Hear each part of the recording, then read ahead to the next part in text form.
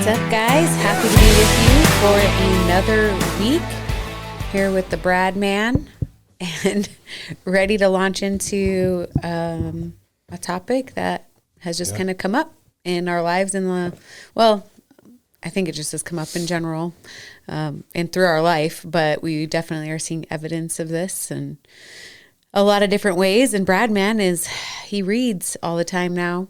So, this has also been something he's been developing in his life is just being a strong Christian man and what that looks like. Yeah.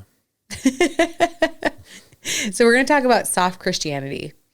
Yeah. And, we are obviously a faith-based ministry and podcast, but we're going to talk about soft Christianity because we just see the correlation between that and soft marriages. And so we really want to break that down with you guys today. And I'm just going to throw it over to Brad Man just as he's trying to take a drink. But what is our definition of soft Christianity that we're going from? How would you define it? I mean, you wrote it down. Okay. I'm saying, what is it that we're going on? We've agreed on a definition, correct? Mm-hmm. Okay. I'm throwing the ball over to you now. Yeah. Okay. What is our definition of soft Christianity? It's just, it's a watered down, comfort driven version of faith. Yeah. Really. And it avoids truth. It avoids exactly what Jesus said, right? Truth, sacrifice, transformation, like all the things he wanted for our life. Well, yeah. Do you feel like this is something that is played out a lot in modern Christianity? Yeah, absolutely.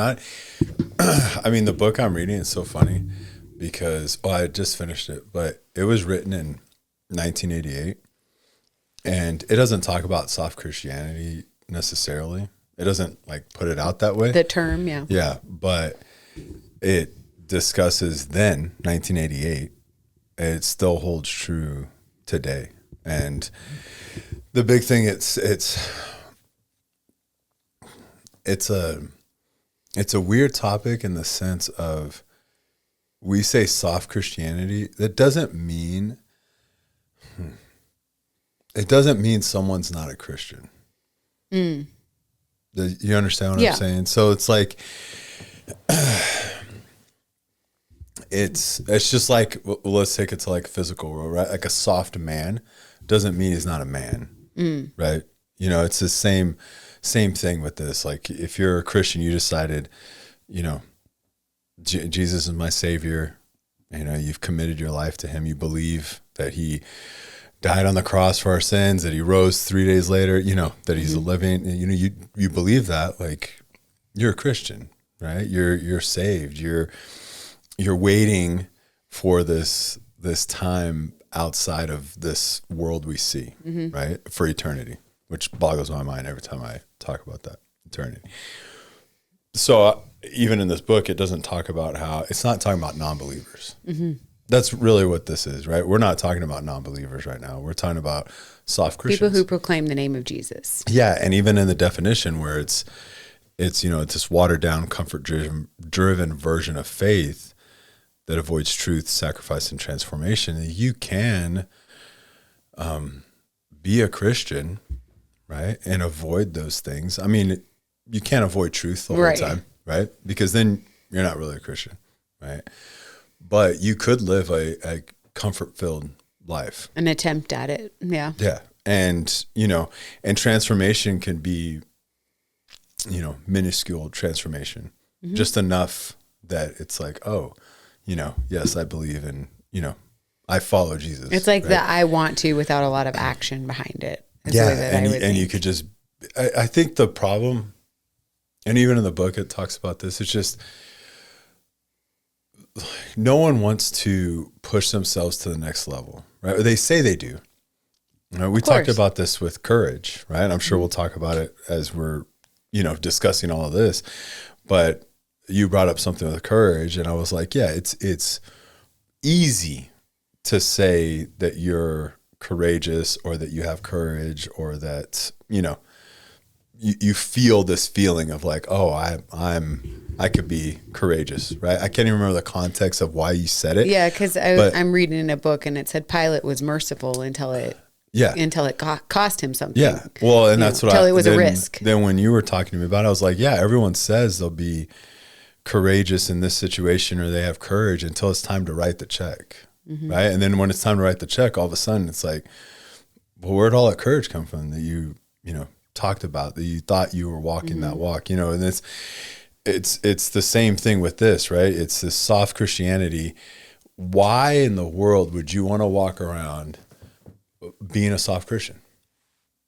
Like that's I think that's my question. But the answer on the surface is like, well, I don't want to be. Well, it's okay. Well, then do the things. I think that in a way there's a desire to be a soft Christian just because of what you said. It's like, I don't want to do what is necessary to walk out genuine transformation or surrender, I mean, this is relevant in every area of our life. And that's why when we talked about this, we saw how much it bleeds into marriage, right? It's can be correlated into everything in life. I want to be healthy, yet I do not want to do dun. Yeah. That is required. Yeah. Right. And so we're constantly making these little minuscule choices. And in, the terms of that, we decide that we will be physically soft because we want the physical comforts that brings us. And I think that is what we see when it comes out to our spirituality, and also that we see play out in marriages, that it's just this line where it's like, well, I want a really good marriage. Yeah. Like, I want a marriage that is radically different than culture, that, we have a covenant before God, that we're going to do whatever it takes, that we want to have kingdom impact, all of those things. And that sounds awesome and amazing, but most people will not do the radical things that are necessary in order to have that. It's just like, we'll be satisfied with kind of the softness of a marriage, if you will, right? Which that almost sounds like it's making it nice, but you know what I mean? What we have to really define is, we're not talking about being gentle. We're not talking about loving, compassion, loving. Those are traits that come out when you follow Christ. They're biblical. Right?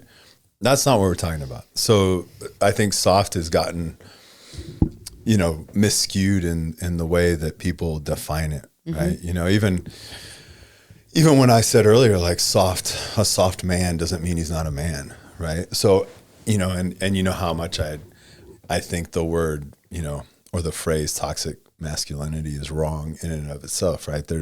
I'm not saying that there's not toxic men, but I'm saying if you have masculinity, there's no room for toxic traits, right? In true masculinity, right? There's no room for toxic traits. So, the softness of a man, I'm not talking about Jesus was compassionate. He was, loving, right? Truth. He held truth. He ultimately sacrificed himself, but even walking this earth, like, he showed service, right? And he wasn't clearly anywhere from being soft, so it's not, the softness doesn't, it's not like this sense of like, well, you're saying that Christians shouldn't have these things. Correct. No, they absolutely should, but that's what makes them a strong Christian, right? Or a strong disciple. Because it's the fruit that you should see. Yeah. And that's what you want. So it's not soft in the sense of like super nice. It's soft and it's soft in the sense, I mean, honestly, like, when you get down to it, it's soft in the sense of lack of capability to do anything for the kingdom. Like, that's really, I mean, right? That's really comes down to, I sent this quote to my buddy this week, and I thought it was good, and I don't have it in front of me, but I can paraphrase it. But it said that God created us to slay dragons. Then why are we surprised when we see a dragon? Right. And so what you expound from that is, God created us to serve him, right? He created us to walk this earth. He created us to spread the gospel. He created us to be dangerous, right, for the enemy. Then why are you surprised when evil exists, right? And when evil comes at you, or when evil's around you. And instead of the soft Christian sees the evil and is like, I'm just going to be over here. Yeah. Like, that's not my problem. I'll be in the nosebleed section. Yeah, that's not my problem. I'm not doing that. That's not, that's not it. The soft Christian, I mean, maybe, I don't know if I'm overstepping. The soft Christians were the Israelites that didn't want to fight Goliath. Right? That's the sideline. Yeah. Or go into the promised land, right? Yeah. We live in a world full of giants. Like, why isn't there a bunch of Davids? Right. And I think that's what we're getting at is this soft Christianity. It's, characteristics of a soft Christian, right? The faith that revolves around personal happiness instead of holiness. Like, yeah, that's a episode in and of itself. Absolutely. Like, your faith revolves around making sure that you're happy. And if you're not happy, God's failed you. Or you've done something wrong, right? Like, I've clearly, I'm not happy right now because I did something and God's like, no, I'm not helping you out right now. Right? I mean, God didn't, and Jesus didn't promise a nice, easy, comfortable life. And you equate it to marriage, right? Faith that revolves around a personal happiness. Like, marriage, yeah, I want to be happy in my marriage. But if I was looking at our marriage as only making me happy, well, this life would look a lot different than it is now. And I think that people get like, well, I want to be happy, right? You want to be happy? Like, if someone asks me, like, do you want to be happy in your marriage? Like, absolutely, I want to be happy. And I'm not talking about this always giving up, like the asceticism of just like letting everything go, right? And now I'm super sad all the time, but it's so my marriage can be stronger, and anything like that. Or I'm super sad all the time, and that's why, like, I'm sacrificing all these things, and that's how I'm making myself a stronger Christian. So that, I'm giving everything away, right? I'm letting it all go.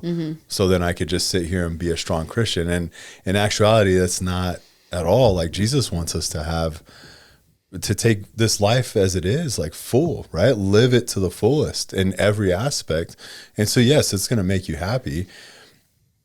But if I'm only looking at my personal happiness, then our marriage is going to fail. Yeah. And the same if you're only looking at personal happiness, your marriage is going to fail. Right, because it gives you an out every time the emotion of happiness doesn't exist, which is and I'm thinking that when you do this, you get away from my 88. There's like a hair on the mic, and every time I talk, it's like in my face.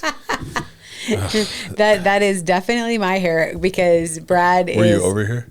No, but I know your face is like, if he sees like a hair of mine anywhere around, it's like repulsed. I just couldn't. How did this get off of your head? And it's like every time I talk, it's like waving below me.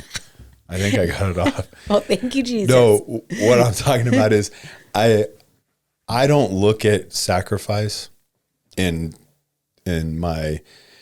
I'm going to break it down like this, but I don't have compartmentalization anymore. So I'm going to break it down like this, but my whole life revolves around this, right? I don't see sacrifice, service, those things as something that makes me sad in my walk with Christ, right? But however that looks, giving things up, giving things away, whatever it is, right? Time, effort, time, effort, skill, money, whatever it is, like, if I'm giving it I don't look at that as something that's sad, right? And then the same in the marriage. I'm not serving, giving things up, doing without, right? Whatever it may be. I don't look at those things as sad. They make me happy because I see the fruit of that. Right. So it makes you happy, or our family is just in general has this joy. Right. And it could be because it could be something I did directly or indirectly. But if I'm selfish, like this faith that we're talking about, basically that's selfishness, right? Faith that revolves around personal happiness. It's selfishness. So if I'm being selfish, then those things don't bring me joy. Right. Right. But if you're fully trusting in Christ in everything you do, and you have this walk with him, and you have this different look of how your life should be and how faith should be and what you're on this world to do. And then all of a sudden it's like, man, that makes me happy. Like that brings me life. Right. And it's not a love language necessarily where it's like, oh, giving gifts is my love language. No, it's just, this is how you're supposed to walk on this earth. Right. Well, it's really what you're seeing is, we're all called to begin to live our life more and more like Christ wants us to. And so when you're doing that and you're serving and you're loving and you're putting others before yourself, that is meant to be how we live out our faith in a day-to-day way. And in doing so, it does ultimately bleed into benefiting your spouse and your marriage and everything about your life.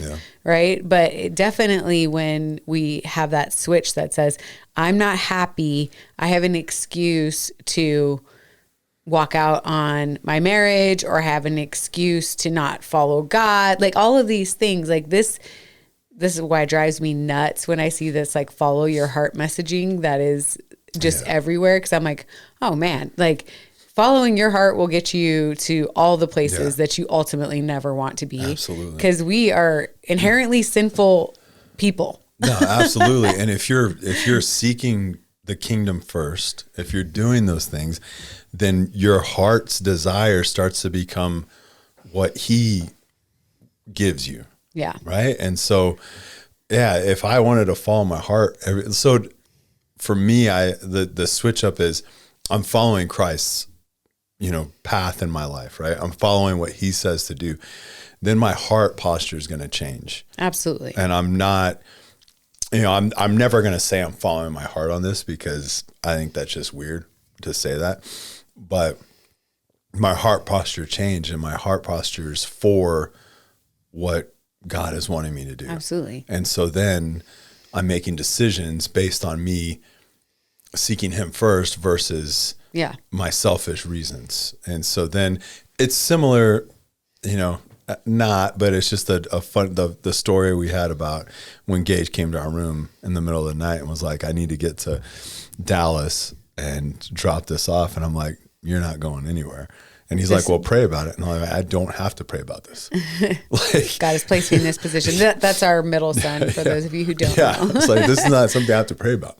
Like, you're not going, but it's those decisions, right? If I'm always seeking Christ, putting Christ first, if I'm always doing these things, I'm always spending time with him, I'm always praying, I'm always carving that out throughout the day, then decisions and desires that I want, right, are one, if the desire is weird, like I'm checking it, right? Like, is this from you? Is this something, but also it's more and more and more, it's going to come from him versus you as you walk throughout your day. What you're really ultimately doing is you're making him a Lord of your life and not just like what you see so much in South Christianity is a life coach thing. Like, absolutely. Well, I want you to be like, Lord, I believe in you. I want you to be, I give me good advice. Right. But I'm not going to make you Lord. Like the Lord of my heart, like the Lord of my life. Right. Because, and we can tell you in coaching, man, there's many, many times where people come to us and ask us really hard questions, or they want advice over certain situations. Yeah. And we're so honest with people when it comes to, our own setbacks, failures, everything that we've navigated through, right? Because our hope is always that we can help someone else avoid some of the pitfalls that we experience. But there's a difference, man, between somebody who's just like, give me the advice. Yeah. And someone who's ready to actually do something about it. And I think that's what we're seeing in like that soft Christianity, right? It's like, I want you to give me the advice, Lord. Like, I want to know, like, tell me the things, but then like, but I'm not like Lord of my life. Yeah. The really hard stuff, I'm not quite ready for that. I would say it's even not it's the hard stuff that transforms, that's transformational, because usually a soft Christian is going to like immediately run to Christ when there's problems that are big, right? Cancer, financial, whatever it is, right? These something problems with your kids, something with your marriage, something up, with your right? health. But, treating him like a life coach is like, I'm not talking to you day to day. Like, we're not having this. I'm not building this relationship. I'm scheduling an hour with you. I'm not building this month. relationship. But if something pops up and I need to call you, like, that's what I'm doing, And then even with that, we're going over the characteristics and man, if any of these are hitting you, I'm not going to apologize. Like, you just need to start. Brad says I can't do caveats either. Right. So, but I think this is a good check, because if it is stuff that you're like, man, I do those things. We're not saying that, I think it's a lot of people don't realize that they're there, and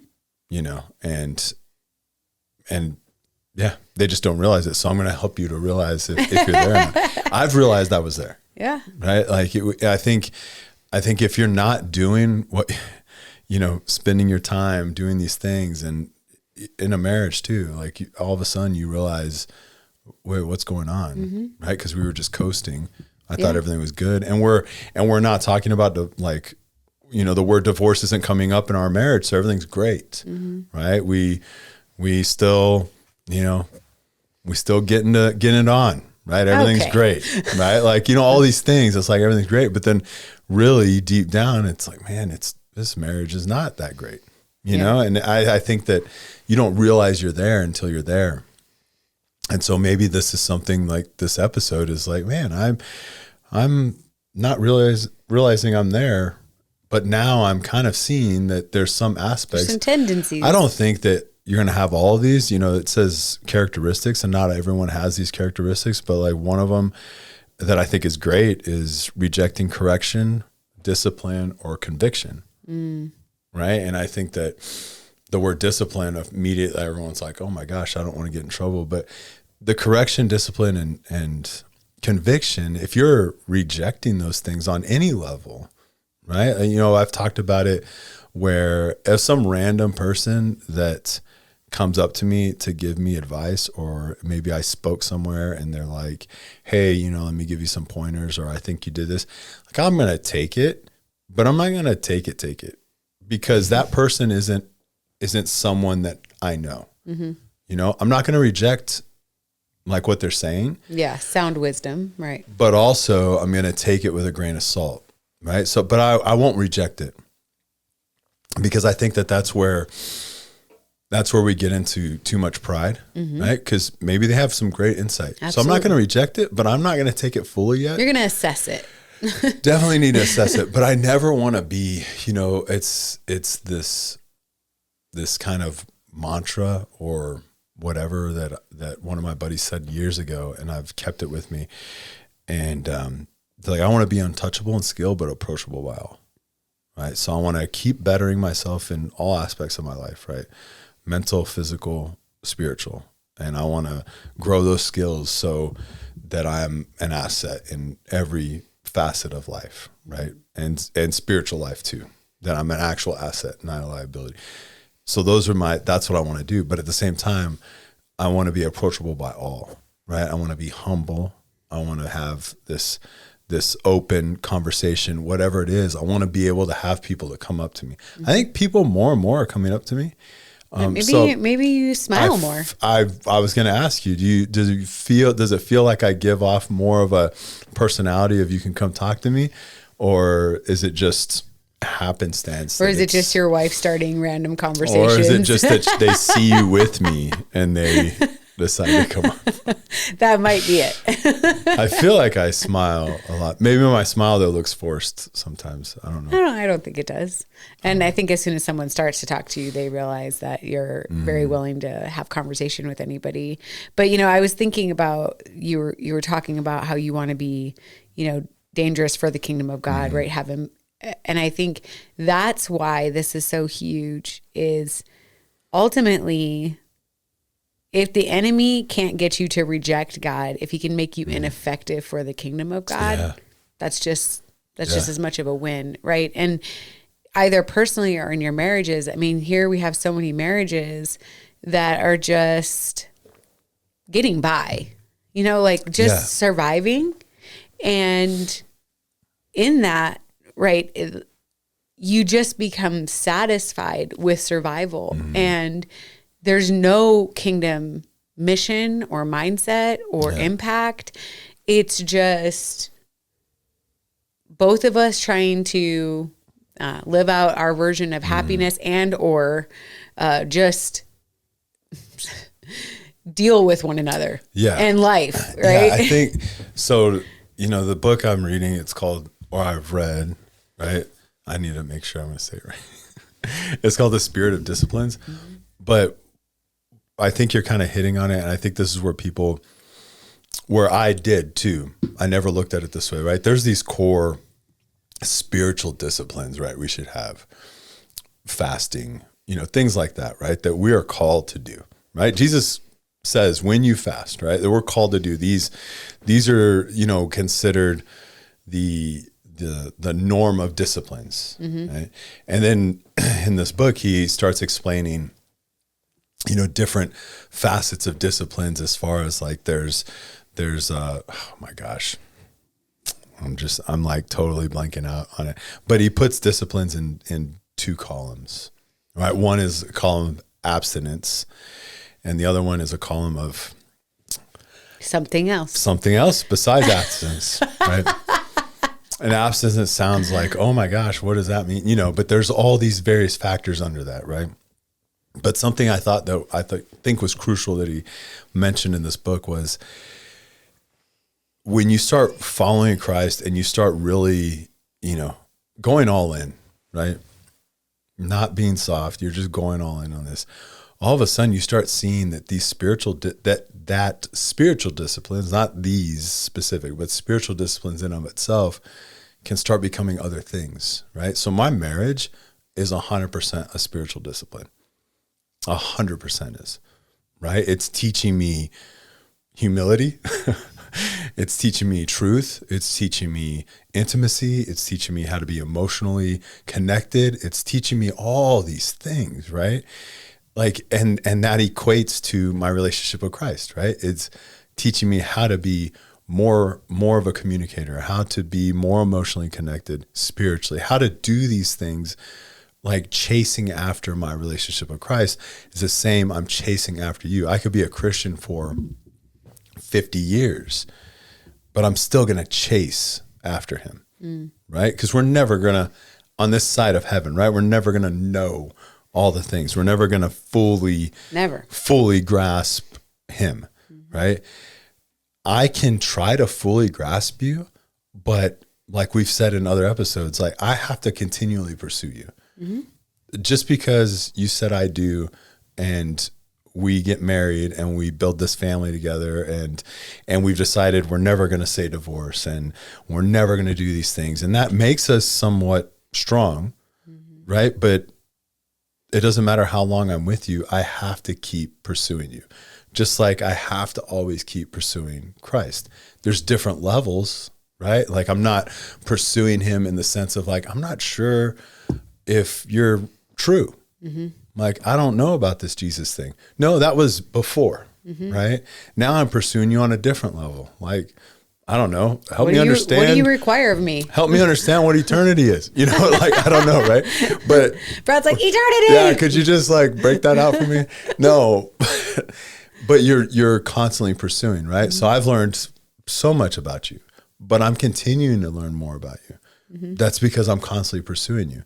So that in and of itself, for me, it didn't say it in the book that marriage was a spiritual discipline, but for me, this is a spiritual discipline. If I'm following God, I'm doing all the things to put him first, prioritize him above all these things, then my relationship with you, like this marriage, becomes dangerous for the kingdom. It becomes something for us to spiritually show Jesus to others. Like, hey, why do you have such a strong marriage? Man, we follow God. Yeah. Like that's the biggest reason why. I could argue that's the only reason why, because if I do that, then he's going to show me where I need to work and how I need to work in the various aspects of a marriage. Right? And I think we're absolutely unequivocally meant to be more dangerous together than we are individually. Absolutely. Because we're supposed to be a picture of Christ and the bride and the church, right? And so when we let go of the ideal, when we accept spiritual softness, right? And then we correlate it into being soft in our marriage, right? And we're quick to give up. We're quick to go to comfort. We're quick to just let life be floating by without any intentionality. We miss really, truly what it is to walk out purpose. And having purpose, I mean, man, anyone will tell you what a difference that will make in your life, right? Like, we need purpose in order to, have hope and joy and, all sorts of things in our life. I think God has given us as gifts. We need that to be lived out in purpose, right? It's pointless if you're sitting there by yourself and just deciding like, I'll stay safe in this little bubble and experience the comforts of life, but I never allow myself outside of this bubble. Like, that's not what God intended. He wants us to be out there, dangerous, impacting others, showing others what it looks like to live countercultural. Yeah. And that does require something of all of us. It requires us to be, as you've said so often, it requires us to be comfortable being uncomfortable. And I think God is constantly showing us what that looks like in different ways in our life. Because I don't like to be uncomfortable. No. I mean, ultimately, like, do I make myself work out 5 days a week? Yes. Is it because I find it, like, I feel like you genuinely enjoy working out, right? Yeah. And that's great. I enjoy it to afterwards, I guess is what I would say. Yeah. But it's still not one of those things where I'm like, man, really looking forward to that workout in the morning. No, it's more like it's leg day. I don't want to do leg day. And I know I'm going to be super sore, but the soreness is worth it. Yeah. Because I also want to get on the ground and crawl with my grandbaby. And so I think it's like those things in life so correlate spiritually, right? It's like, do you want to get up early and develop a discipline of being in God's word and, Brad man journaling over here every day and doing all the things, right? Like, a lot of times, no, we want to opt for the comfort of the bed. We want to opt for the comfort of scrolling or just. Yeah. I mean, I've changed. So I agree with what you're saying. Are you going to push back? I don't know. I agree with what you're saying. I think that, let's go like first, the working out. There are times where it's a grind. Absolutely. No, where I know. I'm like, I don't, because, I've been busy all day and I didn't get in the morning. So I'm like, need to get home. And then I kind of, I'm waiting a little bit for that, pre-workout to kick in. Oh, Lord. So I'm just like sitting around, like, and then I'm like, it's time to go out. So yeah, sometimes it is a grind, 100%.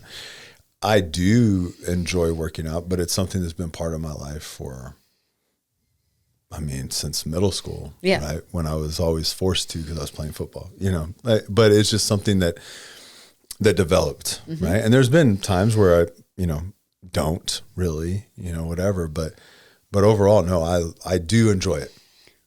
But the more I do it, I think that's where the enjoyment comes from, right? And then seeing transformation. Right. Right. Like, so if I go to the gym all the time, or really go to my garage, if I go to the gym all the time and day in, day out, doing these things, and Never like saw 3 change. months later, there's nothing to not to show for it. Cause I don't do the things so other people can see what I'm doing. Like, I don't care what other people are seeing. I do it because, like you said, like, I have grandkid now, right? Like, I want to be fully. We want to honor the temple God gave us. That is 100% it. 100%. So if I'm not seeing it, then yeah, I'm not going to be like, why do I keep doing this? And then you don't want to change other aspects of your life because you're like, well, I'm going to the gym. Why am I not seeing it? I guess it's the gym's problem. It's not. It's not your church's problem. It's your fridge's problem, right? So, but it's I lost my train of thought because you said the gym first and then, devotions, right? Yeah. There are definitely times when my alarm doesn't go off anymore. Well, it's because I get up before it goes off. But there are times 100% the bed feels amazing, right? Like, someone was making fun of me this week about this, but like the weighted blanket is just like on you. Bed feels amazing. It does. And I really do not want to get out of the bed. And then it like hits me because it really hits me in the sense of, I'm trying to explain this. It hits me not like, not like you hear on these like influencers probably like the alphas get up at this time. It's nothing like that. It's nothing like this it's this more of like, this is my time to spend. I'm not trying to, I'll just say this. This is my time to spend, to have coffee with Jesus. That's it. This is my time. Like, Lisa's not awake, going in the kitchen, with the spoon, like cheeky, like mixing her coffee up. There's no Who extra. knew this bothered Brad? Yeah, there's no extra lights on. There's no kid on the couch, sitting there. There's nobody else. It's just me. Because it's 4:15 in the morning. That's why, guys. It's just because me. Brad is that old now. Hey, I've learned that 6 hours of sleep for me, right? There's probably some health person listening that's like, 6 hours of sleep, that's horrible for you. Listen, 6 hours of sleep, my body just gets up. But also, Brad is not okay with staying up past 10 p.m. Because I have my regimen. Like, it's not, I don't want to stay up past 10. I want to be in bed. But it's my time before anything else happens. Yeah. Now, what I have changed this year, since January, what I've changed is I will not check text messages. I will not check like morning summary, whatever it is on my phone. I will not check anything else prior to going to my devotions. So I'm going to do my devos. I'm going to read. I might journal right after. Like, I'm going to do those things prior to me even checking what's that text message, what, or checking if we have any DMs or any emails, whatever it is. Right. Prior to any of that, I'm going to sit here, and sometimes that takes me, an hour.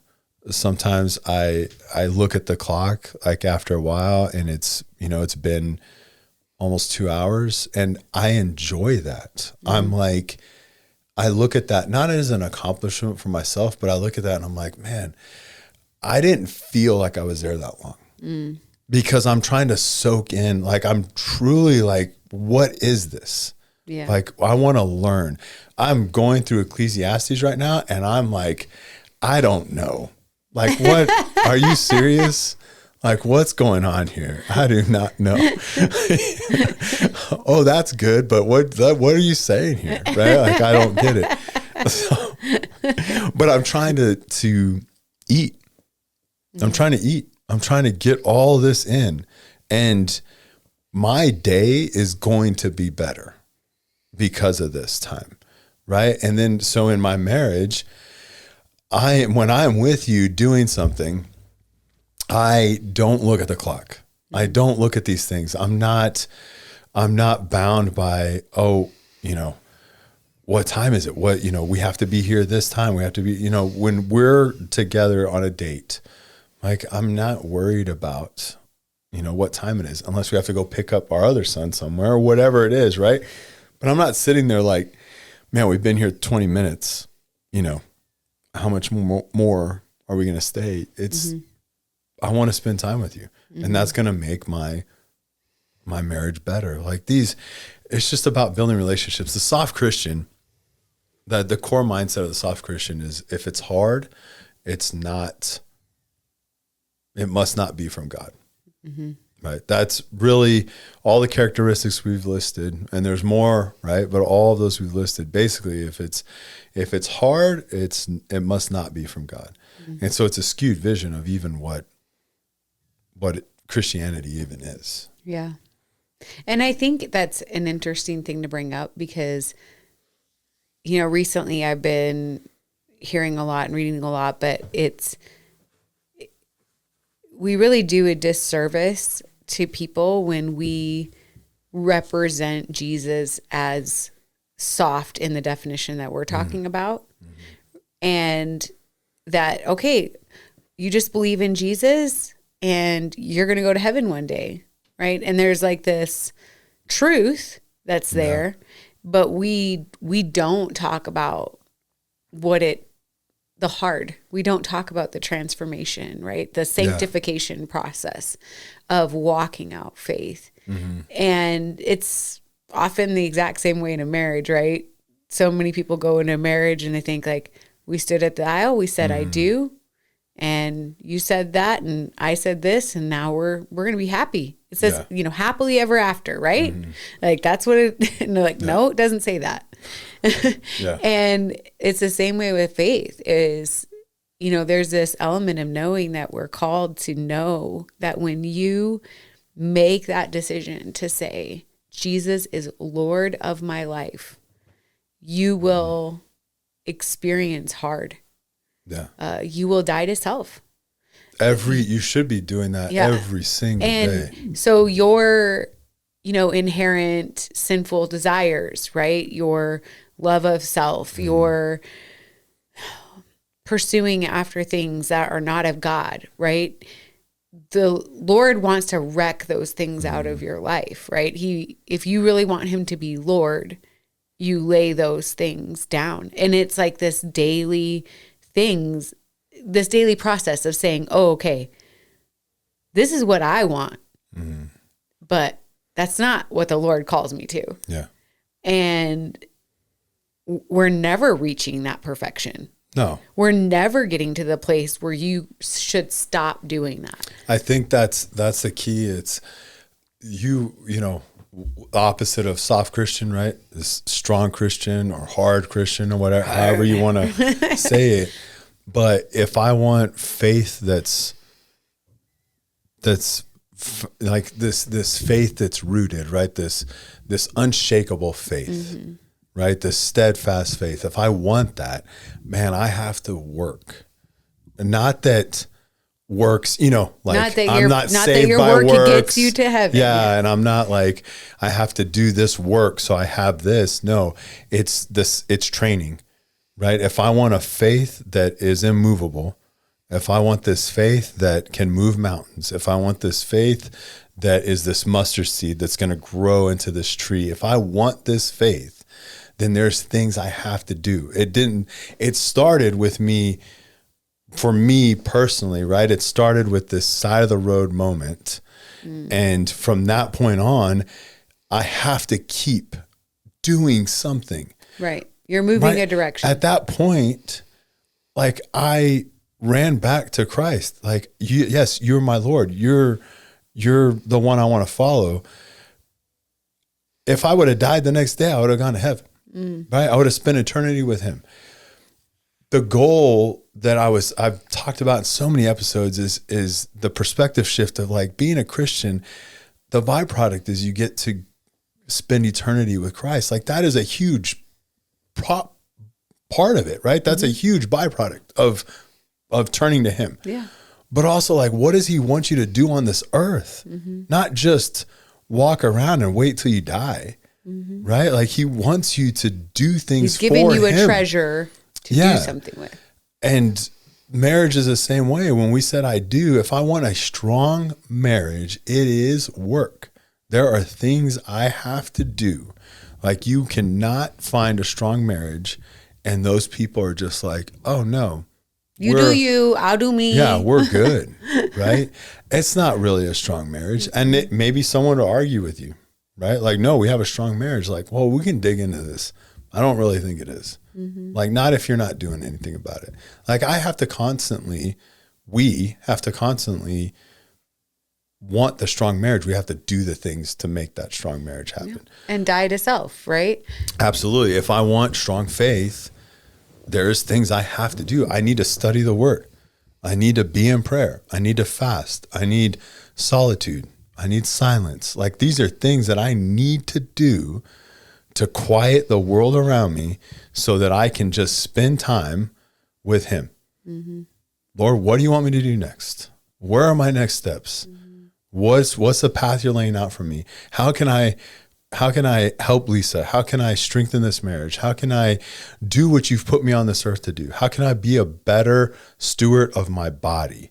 How can I be a better steward of my life, my finances, my health, my family, my kids, my whatever you've given me? How can I be a better steward of it?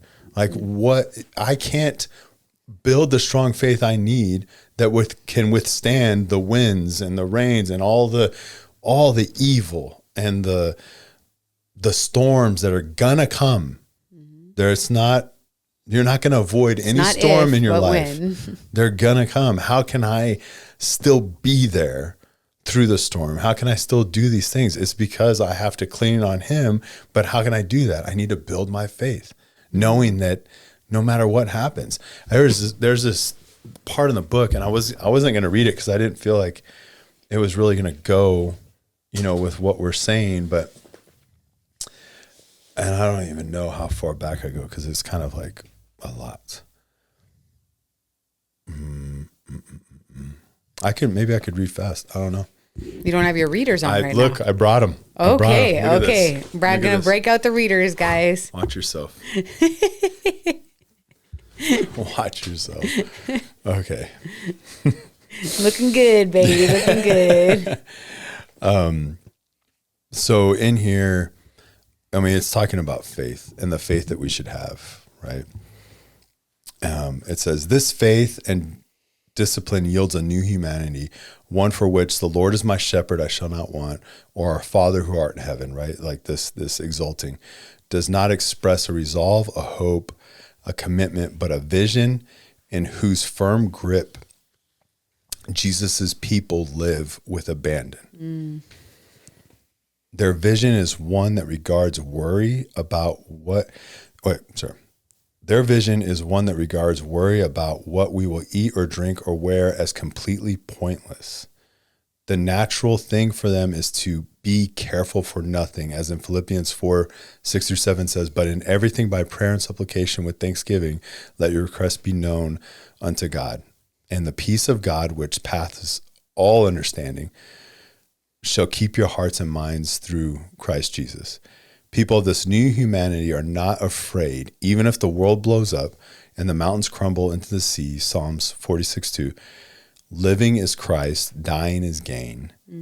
Living and dying are the only options, and both are transcendently wonderful because liberation from fear of death is an inevitable result of living in the faith of Jesus.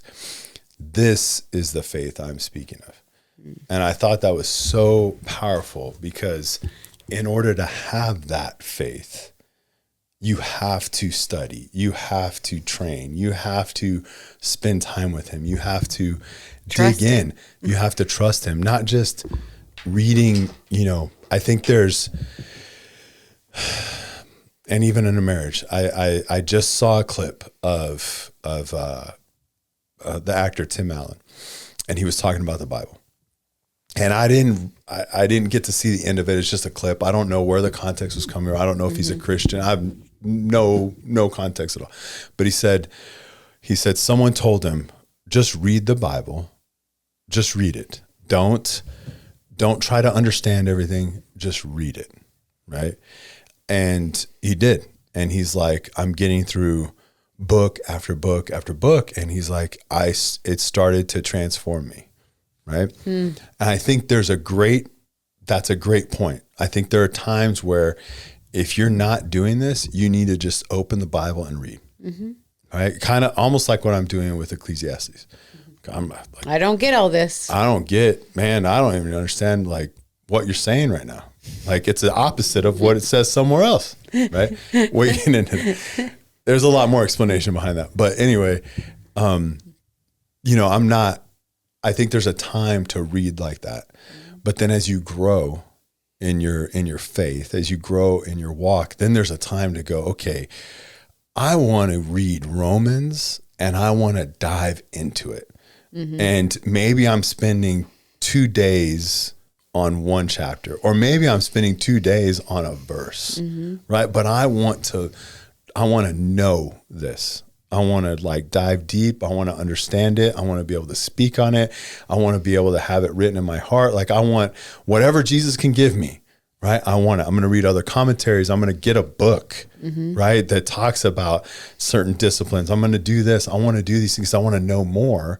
And I think that that's how it progresses, right? And in our marriage, the I do's, the first year, right? It's kind of like, I'm trying to understand you, but maybe I just need to read right now. Right. So maybe I just need to read right now. Maybe I need to observe. Yeah. Maybe I'm just kind of like figuring this out and moving on. But as your marriage, you want a strong marriage, you want this. Now you're going to have to, hey, I need to spend 2 days on this, right? I want to really understand whatever it is, right? Like I can't think specifically, but for lack of, right? I want to, in my marriage, I'm going to spend, 2 days on this one scripture, right? That's how much I want to know about you, right? Maybe at the beginning it was like, I want to know about you, but I'm still trying to know about myself and I don't know exactly what's going on. And this is all new. And all of a sudden, I'm taking care of you, not just me, whatever. Right. And now decisions revolve around both of us, not just me. It just keeps going on and on and on. Then you have a kid. Kids, yeah. Now all of a sudden it changes everything. And now it's like, I need to spend 3 days on this one scripture to figure this out, but it should never stop. Right. So as you're growing in your marriage, you don't want a soft marriage equals a soft Christian equals a soft marriage. And I will argue that with someone all day long. Like if you're not a strong Christian, if you're a believer and you're in the soft category, look at your marriage. Your marriage, you might think like, oh man, no, our marriage is good. No. Then when that one storm hits, it's not going to be as steadfast as you think it's going to be. It won't, because you have a soft marriage. Your marriage is not prepared for this. Your marriage is not prepared for the battle. A soft Christian, they're not prepared for the battle, right? All those, I know they weren't Christians, but all those soft Israelites, right? All those soft Israelites are sitting on the sideline when David walks up and he's like, why is this dude, how dare he talk about God like that? Yeah. You guys aren't going to do anything? Fine. I'm going out there. They had the same opportunity. They all did. Every single one of them did, from the king down. And it took a shepherd, right? Like who had been training. Had been training spiritually and physically. Like had killed lions, had killed bear. Like he'd already done the things. He's like, no. It's like, I know who I serve. Yeah. This is not going to be a problem. Right. But I have to step out there. I have to be vulnerable enough to step out there and fully trust that he's going to protect me. Soft Christians can't do that. Soft marriages can't do that. Like, we can step into places we could have never stepped in before as a married couple and 100% be strong. 100% withstand whatever it is that we're looking at. 100%. And God, and just so people understand, like, God has had us in such a training ground for so many years. And it's not that we sit there and go, oh, because we are so strong. It's because we know who we serve. Yeah. Right. And so even in the capacity of, 10 years ago, if you had stuck us in positions, conversations, situations where we're having to talk things out, difficult things with couples, that would have wrecked us, emotionally for several days. And even when we initially started ministry, right, there were times that it was just like our capacity was less. Yeah. And of course you have to guard what it is that God's asking you to do, because all of these things can be twisted. Yeah. But the capacity to now have conversations with people openly and honestly, and in the deep hurt and dark times that people are going through, and the training ground that God has placed us in order for us to be able to point to him, stand in hope, stay firm, for you and I to still be okay walking out of those really difficult conversations. That is God having us in a training ground for a lot of years. Oh yeah. No, nothing's under our own power by any means. I mean, but yeah, he's transformed us. There's things we get on stage to speak about that there's no way 5 years ago I would have ever been like, I am not 100%. I am not going to talk about that.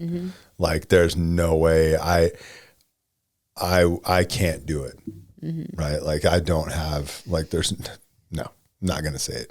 And now it's like, well, that's what you want me to say. All right, here we go. Like, it's not about me. Right. I have this opportunity to share, and this is what you want me to say. All right. Well, however that makes me look, oh, well, like, this is not about me, and I think that, we're there now.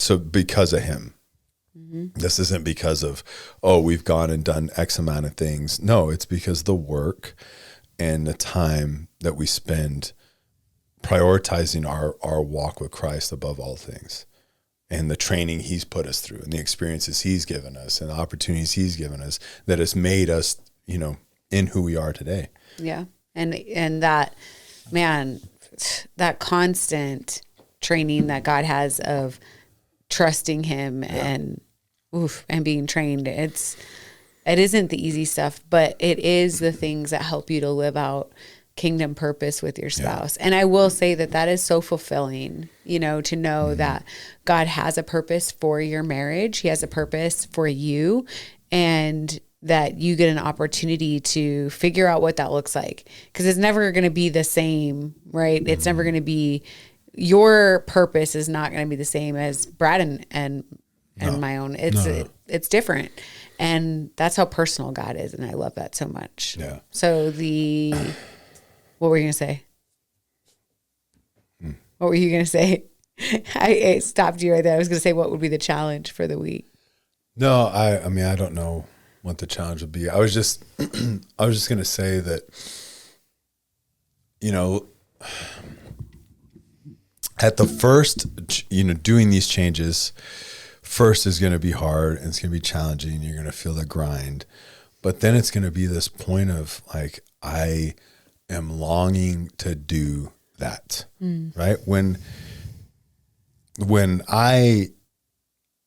I look forward to my morning time, right. And I'm not saying that I wake up every morning and I'm like, oh, great night of sleep. That was awesome. All right. Like, let's get the day going. I'm ready. Time. Right. No, there's times I wake up, I'm still tired. Like, I still don't want to go, but I look forward to that time, right? Just like the workouts, like, my workouts aren't comfortable. Like, they're not I'm not sitting in there like jaw jacking and just like, this is no big deal. Like it's not me time. It's uncomfortable time, but I look forward to that. If I miss a day, I'm like, man, I'm not beating myself up because I missed a day, but I'm like, man, I can't wait. Like I want to get my workout in. Like this is what I want to do. I'm looking forward to that. Yeah. Right? And I think that's a cool way actually to think about your marriage, is that it's through the uncomfortable times that you grow, and the uncomfortable conversations, the, getting out of your own head and feeling like, okay, like I actually just want to get to know you. This may be uncomfortable, right? But I'm going to do, and it's just amazing how much all of it correlates together. And just that when we do really develop spiritual discipline, when we work on our faith, that it really does correlate in how you operate in your marriage and what you're willing to just allow God to work through. It's just, it's really a beautiful picture. So yeah, do the things. Wade into the uncomfortable, because there is a lot of beauty in the discomfort for sure.